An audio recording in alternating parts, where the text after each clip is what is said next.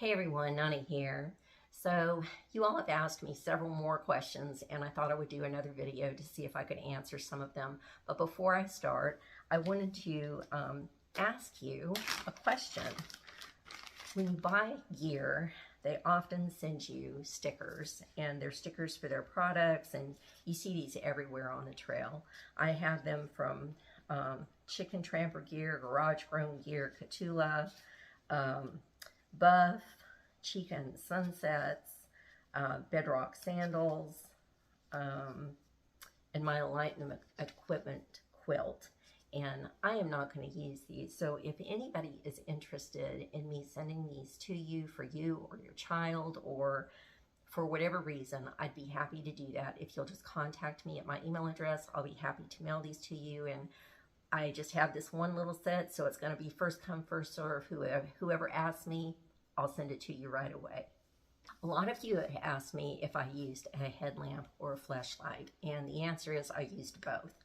And I kind of switched out because I was experimenting on which worked best for me. I actually liked them both very much, but felt like having both of them in my pack was overkill.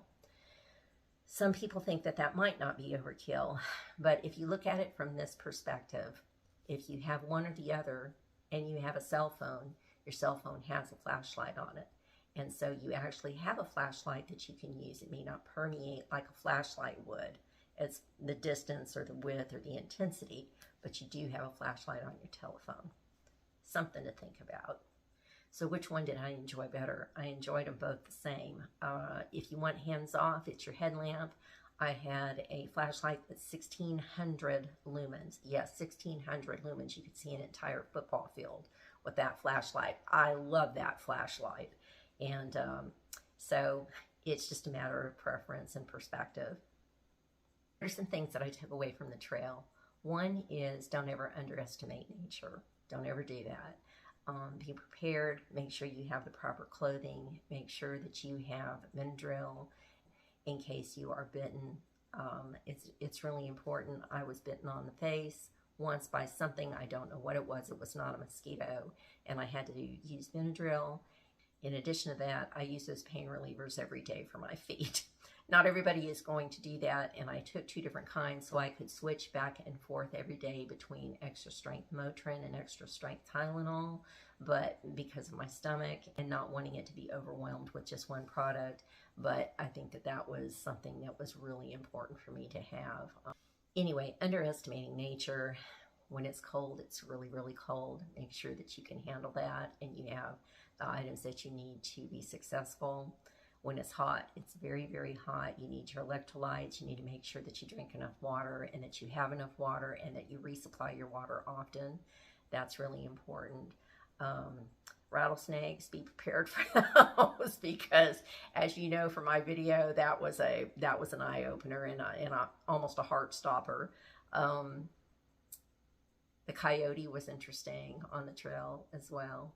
Just don't underestimate nature. Nature is mighty and it's powerful and it's beautiful, and we're in their territory. We're in nature's territory.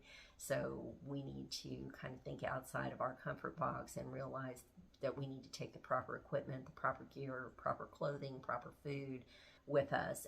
Make sure you understand whether it's going to rain, how windy it's going to be, what the weather forecast is going to be, what the terrain you're hiking up and down is going to be that day. You'll do fine. Just be prepared. Overpacking and underpacking your gear.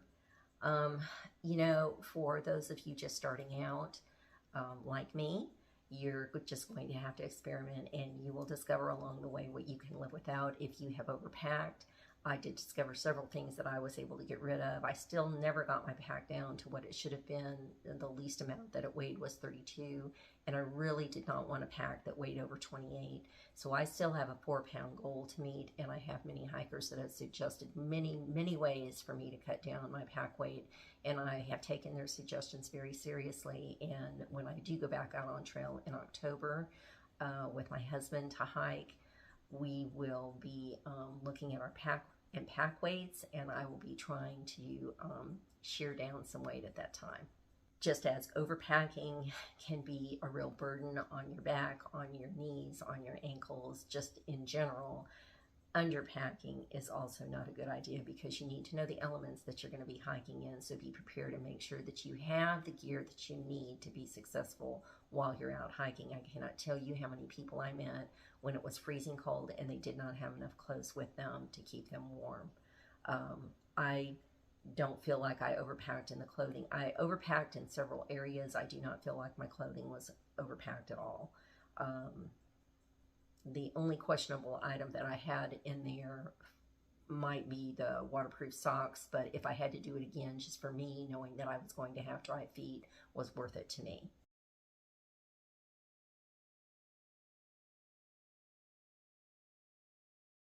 Several of you have continued asking questions about my husband and what he might have been concerned about me getting lost on trail. And it wasn't necessarily because of my sense of direction or lack of sense of direction. It was just because a lot of hikers make this mistake and end up having a very difficult time or end up in a situation that is not optimal. He said the thing that gave him comfort was that I had on that little Garmin Mini InReach, or the bigger one when I first started off, and it gave him comfort knowing that I had that SOS button. He also knew that I had far out, and he also knew that the longer I was on trail, the better I was becoming at navigating and making sure that I wasn't making wrong turns. And I'm not going to story to you, I did make 3 wrong turns when I first started out, and 2 of them were my fault completely. Well, actually, all 3 of them were my fault, but 2 of them, I just was not paying as much attention as I should have whenever I came to a crossroads or where the blaze was on the tree and which way I should go. One time, though, although it ultimately was my fault, I feel like the trail could have been marked much, much better at this particular intersection. I actually came to where I could go left or I could go right, and there was trees on both sides and then trees in the middle. And I looked both ways and I did not see a blaze. And I looked and I looked and I did not see a blaze. And they both looked like well-worn paths, because that is the key that I've been told is always follow the well-worn path and you won't get lost. Well, I was looking at 2 well-worn paths. I headed down to the left and I got about a half mile down and I started seeing a lot of fallen trees, more than what I would have considered normal under any circumstances. And the leaf litter on the trail was getting deeper and deeper. Took about a half a mile and I thought something's not right here. So I took out far out. I looked and I saw, yes, I was off trail. I should have taken far out off in the beginning and learned that I was supposed to have gone the right way, but I didn't do that. It's okay. It was a learning opportunity for me. So I came back up that other half mile and I stood there and I thought, how did I make this mistake? How did this happen? Because I had already made those other 2 mistakes and I was determined that that was not going to happen again. So I was actually a little frustrated and irritated that it had happened a 3rd time. I looked and looked. There was no blaze. So I stood there and I just kept looking, and I looked down the right, and far down I could see a blaze that was on a tree way far down, but there was no blaze at that intersection. And I thought, okay, lesson learned. When you get to a questionable point like that and you don't know which way to go, look as far as you can look down to see if you can see a blaze, and that's the direction you're supposed to go. I wish that had been marked better, not because of me and my inexperience, but because it needed to be marked better. When I got to the shelter that evening, there were 3 other male hikers that had taken that left-hand turn. And I asked them, why did you take that left turn? And they said, because it wasn't marked. It was a well-worn trail, and that was the way we decided to go.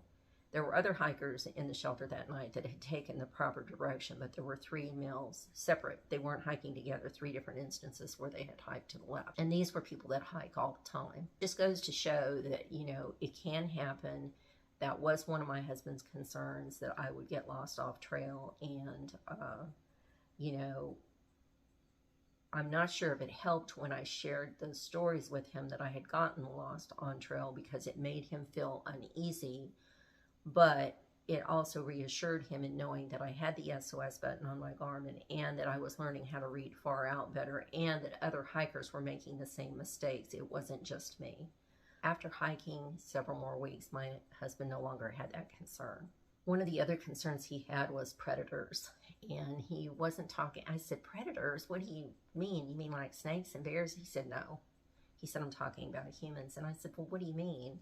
And he said, when you were hiking and you came off and there was a gap or a place where trucks and cars were parked, and then you had to cross over that road to continue on your pathway up a mountain or down a mountain over past that road, I often wondered if there would be people sitting there watching, especially for female hikers and hikers solo hiking, that they would prey on, and that would be problematic. And I said, I didn't know you felt that way. And he said, well, I didn't want to tell you that, but that was a concern I have, and it's a concern I still have.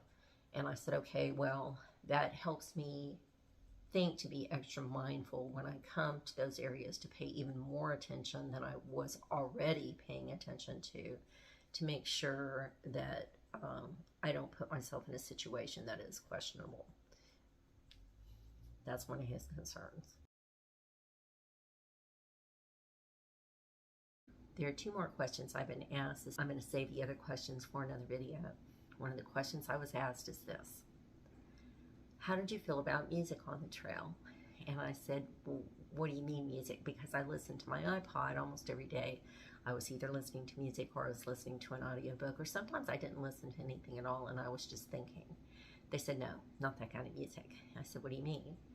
Well, what they meant was people turning on their music, listening to it inside the shelter, or having an instrument. And I said, oh, okay. Well, I might not be the best person to ask about that. And they said, why not?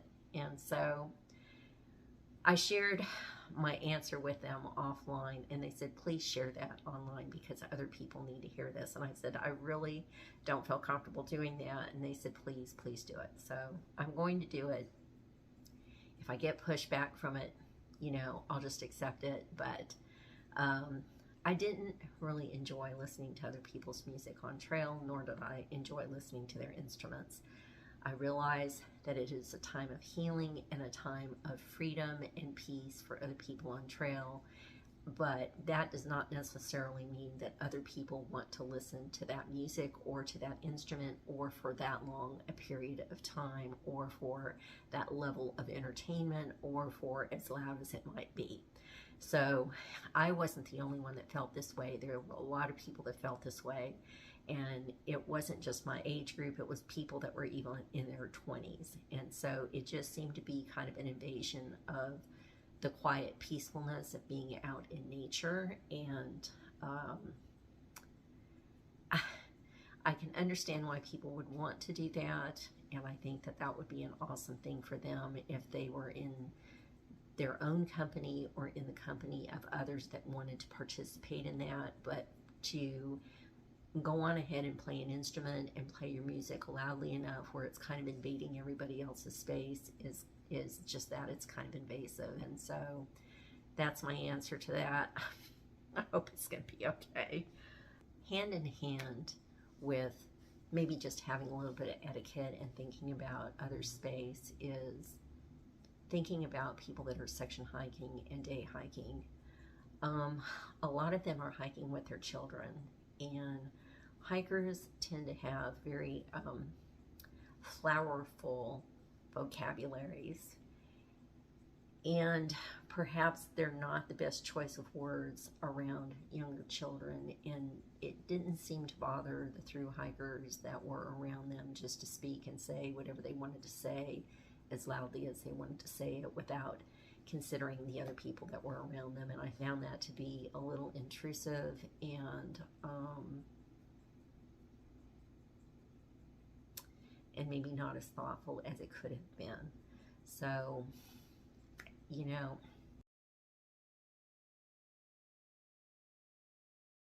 one of the valuable lessons I learned on trail was about my telephone. A couple of different things. One was I had been hiking, I think it was a 14-mile day, and I just took everything off, in my fanny pack and everything, and I was going to go and get water. I was by myself. There was nobody around. There was nobody in the shelter. And I thought, well, I'm just going to leave everything here, and that included my telephone. I went down and I got my water, and that was an area that I got turned around in because it was a very confusing area.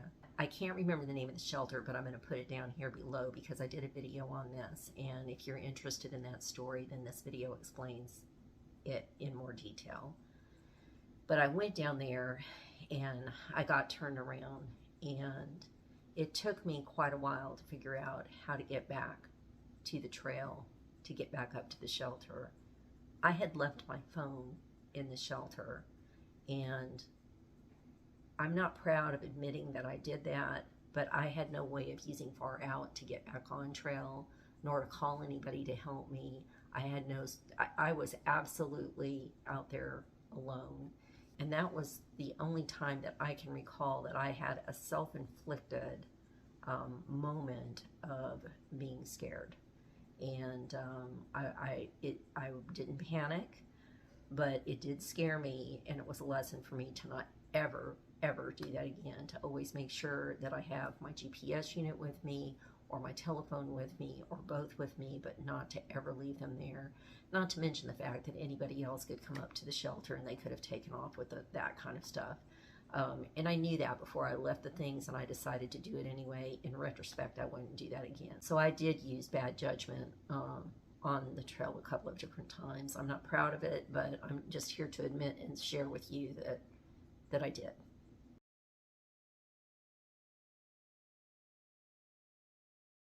One of the other things I learned on trail, and this was when it was cold, there was a hiker called Gummy Bear on trail, and the reason he was called that was because he always carried gummy bears with him. Really, really nice young fellow. He came into the shelter, and that was the shelter where I met Cotton, and if you've followed my videos, you know who Cotton is. And Gummy Bear came up to me and said, "Would you like some gummy bears?" And I said, "Sure." And I stuck my hand inside of his bag, and I realized afterwards, even though I knew my hands were clean because I had just cleaned them, he did not know that. And I realized after I had done that what I should have done was just taken his pack from them and shaken a few out onto my hands instead of putting my hands inside of his container. So that was a learning lesson for me as well.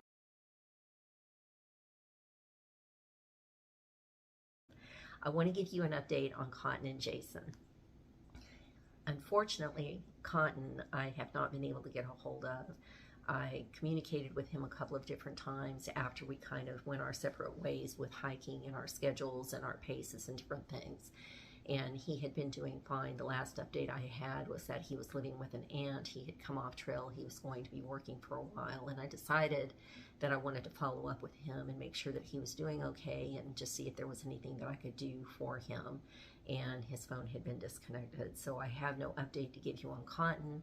So I'm sharing the information about Cotton with you so you can be thinking about him, and just to give you my last update on him. And Jason was hiking with me. He's the Marine that was hiking, and he was so wonderful. I enjoyed him so much.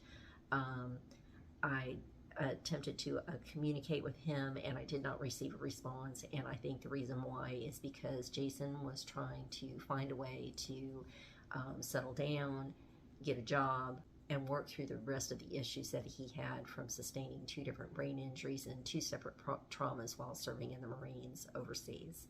And so his plate's pretty full.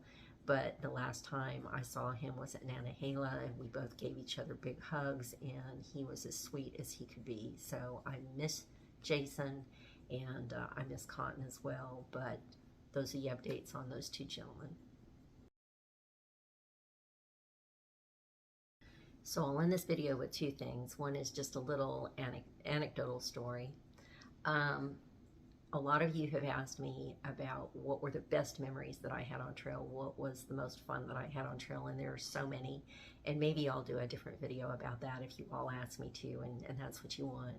But you asked me for the experience that stuck out in my head the most, and it's really not that it stuck out in my head the most, but it's the one that brings an instantaneous smile to my face every time I remember it.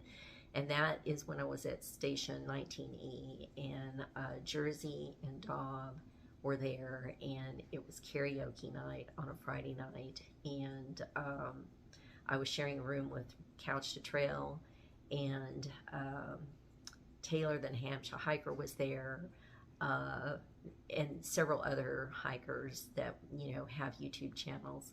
It was the first time I had been to karaoke, and it was so much fun. It was just so much fun. I laughed and laughed and laughed, and I had the best time. It was just, it was just the happiest, most cheerful, wonderful memory to go there. I will tell you this one story about coming out. I never shared on YouTube because it's ridiculous. I came out of listening to karaoke, and I had had the best time, and I was heading up to my room, and I was by myself. I came out by myself, and you had to kind of come out and go into a parking lot and then go into another building. And I came out into this parking lot, and there was a hiker that was out there, and he started screaming at me, and I turned around because I thought, who's he talking to? He can't be talking to me. I just came out of the building. He was talking to me. And he had his hands up, and he said, "Do you want to fight?" And I was like, "What?" Because it was just like, what? And he wanted to get into a fist fight. And I looked at him, and uncharacteristic of what you have me share with you typically on this channel, I'm just going to tell you what I said. He asked me if I was going to fight and if I was a chicken. And he was intimidating me, trying to intimidate me because I was a woman. And I looked at him and simply said, "I'll tell you what, I'll kick your ass right now. You just come right on over here, and we'll go on ahead and settle this, because I'm not going to put up with your," and I'm not going to tell you the rest of what I said because this is YouTube and children watch this channel. It's just to tell you that I do have a tolerance level for foolishness, and it came out that night. Well, he was like, "Whoa, whoa," and I was like, "You just come on over here." And so I went on to bed, and he was one of the guests there that night, and he went on to bed. Well, I saw him the next day, and he looked at me and he said, "You know, nobody has ever stood up to me before, especially a woman." And I said, "Why would you even feel like you could talk to a woman that way, let alone somebody that's my age?" And he said, "I was drunk." I said, "That's no excuse. You can't talk to people that way." So it was frustrating, and it was ridiculous, and I have zero tolerance for that kind of nonsense, but the thing still makes me smile in that I had such a great night with my very, very sweet hiker friends, and doing karaoke and listening to people sing that cannot sing, or people that really could sing, and it was a great, great day. So that's part of my through hiking experience. I loved it. I loved it. I loved it. It was awesome, awesome, awesome. In the meantime, y'all take good care, and I'll see you in my next video.